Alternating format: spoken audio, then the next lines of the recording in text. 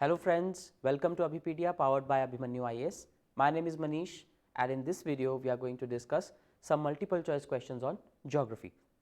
So if you haven't subscribed to the channel, please subscribe to the channel and press the bell icon. तो आइए कुछ geography के questions discuss करते हैं. In this video specifically I'll be focusing on questions of climate and climatology. So if you have already studied geography, if you are watching this video for revision purpose, try to pause the video after every question and try to attempt it yourself. That is a very fruitful exercise. Let us start. Pehla question. The climate of India is A. Tropical, B. Subtropical, C. Savanna type or D. Subtropical monsoon type. Fairly easy question. State services का जो level रहता है उसके according this questions have been set from easy to moderate level और एक या दो question आपको डिफिकल्ट लेवल के भी इसमें देखने को मिलेंगे. So climate of India is basically subtropical as well as monsoon. So subtropical monsoon type of climate it is.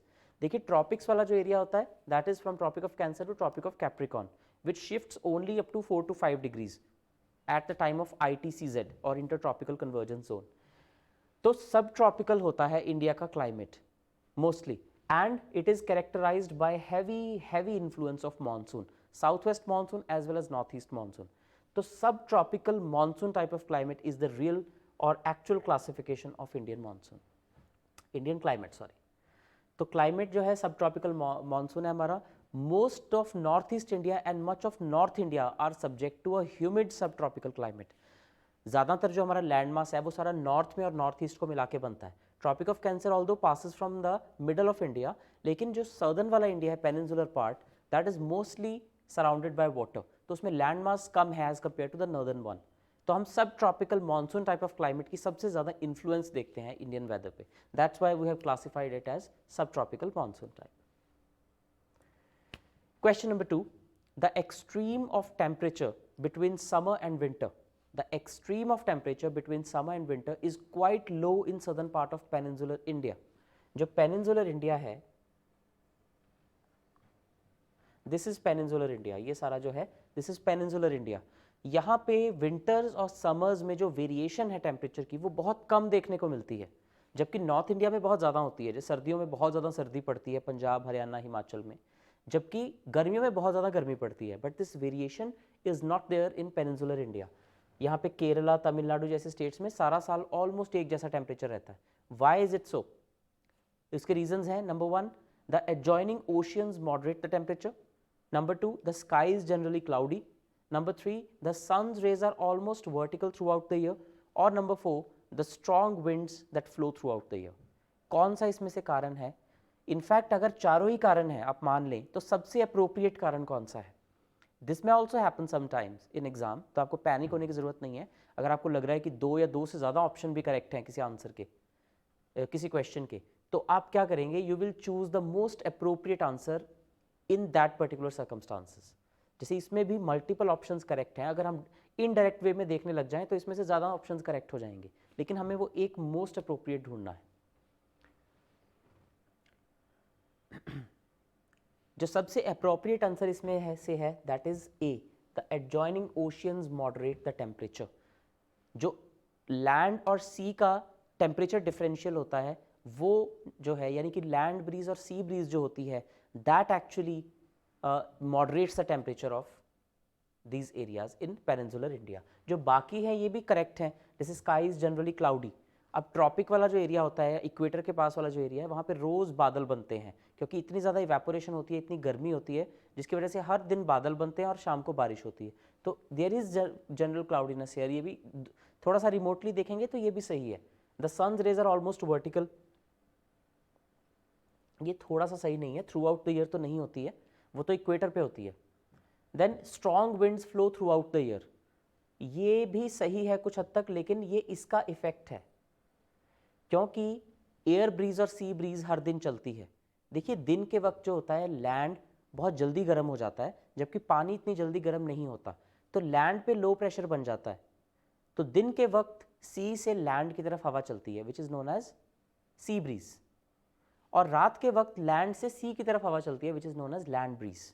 तो ये लैंड और सी ब्रीज की वजह से जो पानी का मॉडरेटिंग इन्फ्लुएंस होती है टेम्परेचर पे, वो सदर्न इंडिया में बनी रहती है, यानी कि पानी के तीनों तरफ से पानी से घिरे होने की वजह से पेनिनसुलर इंडिया में ना तो बहुत ज़्यादा गर्मी होती है ना बहुत ज़्यादा ठंड. So A becomes your answer. Question number 3. Which one of the following would have happened if the Himalayas did not exist? थोड़ा सा कंसेप्चुअल क्वेश्चन है. अगर हिमालयाज ना होते तो इनमें से क्या चीज़ हो जाती? A. Monsoon rains would have taken place in winter months. B. Coastal India would have experienced Mediterranean climate. C. North Indian plain would have been much cooler in winter. Or number D. Northwestern part of India would have experienced humid condition. क्या इसमें से सही होता अगर हिमालयाज ना होते? Concept knowledge check कर रहा है आपकी ये. देखिए, monsoon rains would have taken place in winter months, ऐसा नहीं है. मानसून रेन्स का हिमालय से थोड़ा बहुत कनेक्शन है, लेकिन majorly they are influenced by Tibetan plateau. वहाँ पे लो प्रेशर बनता है, तो साउथ वेस्ट से जो हवाएं हैं अरेबियन सी से होते हुए तिब्बतन प्लेटू की तरफ जाती हैं. That causes monsoon. तो वो विंटर में होती है ऐसा कहना गलत है. विंटर में तो हाई टेम्परेचर होता ही नहीं, तो लो प्रेशर कैसे बनता? सो नो, ऐसा नहीं हो सकता. B. Coastal India would have experienced Mediterranean climate.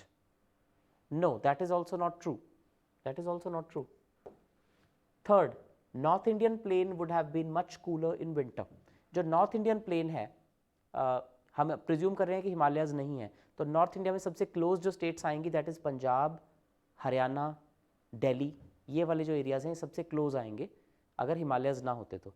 तो यहाँ पर टेम्परेचर जितना अब होता है सर्दियों में उससे भी ज़्यादा ठंडा होता. क्यों होता? क्योंकि हिमालयाज जो हैं वो पोलर रीजन से आने वाली हवाओं को डिफ्लेक्ट कर देते हैं. So yes, it is true. अगर हिमालयाज ना होते तो नॉर्थ इंडियन प्लेन्स में बहुत ज़्यादा ठंड पड़ती, क्योंकि पोल्स से जो ठंडी हवाएं आती हैं सर्दियों के दौरान उन्हें रोकने का कोई मैकेनिज्म ना रहता. The obstruction, natural obstruction in the form of Himalayas would have been lost had there been no Himalayas. और fourth, north western part of India would have experienced humid condition. No. C is your correct answer. Question number 4. Southwest monsoon contributes to India's total rainfall up to the extent of 80 to 90%, 50 to 55%, 100% और 75%. India में basically दो तरह के monsoon हम experience करते हैं. One is south western monsoon, other is north eastern monsoon. इनमें से ये दोनों मिलाकर 100% रेनफॉल करते हैं. अगर इंडिया में अगर हम प्रिज्यूम कर ले तो साउथ वेस्ट से कितनी परसेंट बारिश होती है और नॉर्थ ईस्ट से कितनी? देखिए, it is actually 85% of rainfall is because of south west monsoon and just 15% is because of north eastern monsoon. तो यानी कि आपका आंसर हो जाएगा 80 to 90%.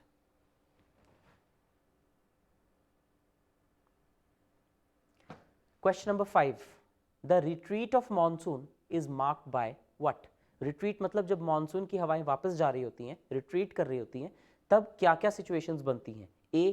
Clear sky. B. Rise in temperature. C. High pressure condition at the Bay of Bengal. और D. Only A and B. इनमें से क्या सही है रिट्रीटिंग मानसून के बारे में? जब मानसून वापस जा रहा होता है तो स्काई साफ हो जाती है. करेक्ट. टेम्परेचर बढ़ने लगता है. That is also correct. इसीलिए जब रिट्रीटिंग मानसून होता है अक्टूबर के मंथ में बहुत ह्यूमिड सी कंडीशन हो जाती है. जो टेम्परेचर है वो एक बार थोड़ी सी फिर से गर्मी आती है सितंबर एंड में, अक्टूबर के मंथ में, when the monsoon retreats. So yes, both the statements are correct. D is your correct answer.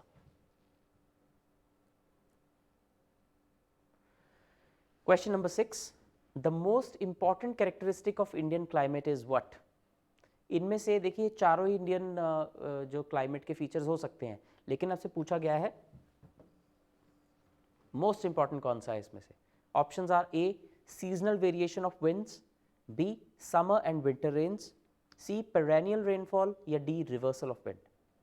क्या सबसे ज़्यादा इंपॉर्टेंट कैरेक्टरिस्टिक है? इंपॉर्टेंट यहाँ पे कैसे पता चलेगा कि ज़्यादा इंपॉर्टेंट कौन सा है?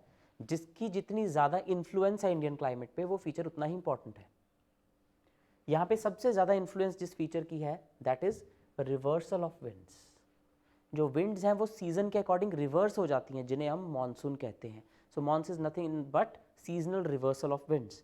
पहले हवाएं लैंड से सी की तरफ चल रही होती हैं, लेकिन जब गर्मियाँ शुरू होती हैं मई के महीने में, अप्रैल से शुरू हो जाता है, अप्रैल मई जून के स्टार्टिंग तक, जो नॉर्दर्न इंडियन प्लेन्स हैं वो इतने गर्म हो चुके होते हैं और जो तिब्बतन प्लेट्यू है वो इतना ज़्यादा हीटअप हो चुका होता है that low pressure conditions develop over there, जिसकी वजह से हाई प्रेशर से जब लो प्रेशर हवा चलेगी तो इंडियन ओशन और अरेबियन सी से विंड्स चलती हैं विच आर मॉइस्चर लेडन, उसकी वजह से यानी कि जो विंड्स हैं वो रिवर्स हो गई हैं, पहले वो सी की तरफ जा रही थी अब वो लैंड की तरफ आ रही है। So this reversal of winds it changes the entire climate of India, इसकी वजह से सारे मानसून जो है वो आते हैं। So reversal of winds is the most important feature of Indian climate system.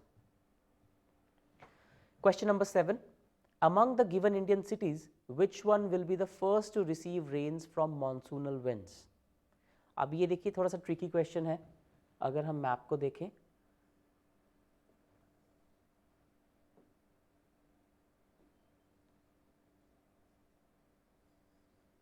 Somehow इस तरह का मैप है, राइट? तो इसमें दिया गया है दिल्ली, दिल्ली यहाँ पर है, उसके बाद कोची यहाँ पर है, उसके बाद है मुंबई और उसके बाद है भोपाल। ये चारों शहर दिए गए हैं, राइट? कोची, मुंबई, भोपाल एंड दिल्ली। तो ये पूछ रहा है कि सबसे पहले मॉनसूनल विंड्स कहाँ चलती हैं। अब मॉनसूनल विंड्स भी दो तरह की हैं, south west monsoonal winds, north east monsoonal winds. South west monsoon जो है वो जून में शुरू होता है और सितंबर तक चलता है, और जो नॉर्थ ईस्ट मॉनसून है वो तो उसके बाद शुरू होता है, यानी कि अक्टूबर नवंबर के आसपास शुरू होता है। This is north east monsoon. तो यानी कि पहले आता है साउथ वेस्ट मॉनसून। तो ये तो हम क्लियर है कि साउथ वेस्ट मॉनसून पहले आता है, वो आता है जून में। साउथ वेस्ट मॉनसून मीन्स इस तरफ से हवाएं चलती हैं, लाइक दिस, इस तरह से आता है ये monsoon. This is how it is, right? तो अब अगर हम चारों शहरों को देखें, सबसे पहले कौन सा शहर हिट होता है? Which one will be the first to receive rains from monsoon? सबसे पहले आता है Kochi. So Kochi becomes your answer. ये क्वेश्चन किसी भी तरह फ्रेम किया जा सकता है। इसके लिए आपको दो चीज़ें पता होनी चाहिए। पहला ये मॉनसूनल रेनफॉल कि ये पैटर्न कैसे चलता है, एंड सेकेंडली आपको सिटीज़ की लोकेशन पता होनी चाहिए। अब ये तो बहुत कॉमन सिटीज़ हैं, अगर इसकी जगह कुछ अनयूजुअल नाम दे दिए जाएं then you might be in a fix. Question number 8. Cyclones are more frequent into the coastal areas of Bay of Bengal. Why? जो साइक्लोन्स हैं बहुत आते हैं बे ऑफ बंगाल में। आपने जनरली अगर न्यूज़ आप फॉलो करते हैं तो आपने सुना होगा ओडिशा में ऑलमोस्ट हर साल एक साइक्लोन आता है, वेस्ट बंगाल में भी डिस्ट्रक्शन करता है, थोड़ी बहुत आंध्र प्रदेश में भी डिस्ट्रक्शन करता है। वाई? वहाँ पर इतने साइक्लोन क्यों आते हैं? A, high temperature in the Bay of Bengal. B, water in the Bay of Bengal is chemically responsible for the formation of cyclones. C, long chain of islands of Andaman and Nicobar act as a launching pad for cyclones, या फिर D, none of the above। Cyclones इतने frequent क्यों हैं बे of Bengal में? देखिए इसका simple कारण है high temperatures in the Bay of Bengal. जब हाई टेम्परेचर होता है तो लो प्रेशर होगा, और जब लो प्रेशर होगा that is a ideal condition for formation of cyclone. Cyclone में जो internal I of the cyclone है वहाँ पे लो प्रेशर होता है और आउटसाइड में हाई प्रेशर होता है, तो हाई से लो प्रेशर की तरफ अंदर की तरफ हवा बहती है। So that is an ideal condition. और जनरली जो साइक्लोन्स होते हैं जो इस पार्ट ऑफ द वर्ल्ड में होते हैं वो ईस्ट से वेस्ट की तरफ मूव करते हैं। So from east to west they move, और उन्हें अपनी पावर को बढ़ाने के लिए पानी की ज़रूरत होती है, they need a lot of water. तो this is an ideal condition in Bay of Bengal. Bay of Bengal जो है, अगर हम इंडिया का मैप इस तरह से करते हैं, so this is Bay of Bengal. तो बे ऑफ बंगाल में यहाँ पे पानी भी है, यहाँ से वेस्ट की तरफ साइक्लोन चलेगा तो पानी से मॉइस्चर उठा के it will attack this coast which is Odisha and Andhra Pradesh. So yes, high temperature in Bay of Bengal is the reason why it is prone to so many cyclones. Question number 9. What is not true about लू? लू जो हवाएं चलती हैं, गर्म हवाएं चलती हैं नॉर्थ इंडिया में, इनमें से कौन सी बात लू के बारे में सही नहीं है? Number 1, these are afternoon winds with temperature touching 50 degree Celsius, ये करेक्ट है। दोपहर को चलती हैं हवाएं ये नॉर्थ इंडियन प्लेन्स में mostly. These disinfect the land of vectors before monsoon, ये भी करेक्ट है। Such local winds cast havoc over Indo-Gangetic Brahmaputra plains, Brahmaputra plains and northeastern low hilly regions too. ये सही नहीं है। लू जो है वो नॉर्थ ईस्ट में नहीं चलती है, ये सिर्फ नॉर्थ इंडियन प्लेन्स में और नॉर्थ वेस्टर्न प्लेन्स में चलती है। Fourth, these are the expressions of hot and dry season of mid-March to June 1 and hit central India and interior peninsula too. ये भी सही है, कुछ हद तक पेनिनसुला और डेक्कन वाले एरिया को भी ये हिट करती हैं, सारा का सारा लैंड एरिया जो बहुत ज़्यादा हीट अप हो जाता है, बट नॉर्थ ईस्ट में हिट नहीं करती हैं ये। So C is your correct answer. North east में these winds do not hit. Question number 10, which of the following regions is not classified as humid subtropical? Humid subtropical इनमें से कौन सा region नहीं है? A part of Assam, B part of Arunachal Pradesh, C southern part of Rajasthan और D none of these. Easy है ये question. देखिए जहाँ पर ह्यूमिड पूछा गया है यानी कि level of precipitation, level of humidity होती है, तो यानी कि जहाँ बारिश ज़्यादा होती है सिर्फ वो एरियाज आएंगे इसमें। असम में part of Assam of course, part of Arunachal, yes north east में बहुत बारिश होती है, तो part of every state is under this type of climate. Southern part of Rajasthan, no, it is not humid, it is arid. Arid area आता है, ये बहुत ज़्यादा dry area है southern part of Rajasthan that borders with Gujarat. तो ये वाला जो है इस classification में fall नहीं होता. It is not humid subtropical, it is arid. So this C is become your answer. Southern part of Rajasthan is not humid subtropical. Right, so I hope you have assessed yourself. I hope you have tried to answer these questions at your own end as well. और अगर आपका score 8 या 8+ है, then you are in a safe territory, you are preparing really well. अगर आपका score 5, 6 या 7 है, then you are of moderate level, आपको revisions की ज़रूरत है, और आप अगर खुद को और better करना चाहते हैं, you can join a test series, especially for HCS also, जिसका link description में दिया हुआ है। और अगर आपका स्कोर 4 या 4 से कम है, then either you are a fresher, or if you have prepared well for geography and still your score is 4 or less than 4, then you need to start afresh. आपको सारा कुछ दोबारा से पढ़ के रिफ्रेश करके रिवाइज करना पड़ेगा, and then you have to test yourself as well. So that is my advice for you. Thank you and all the best.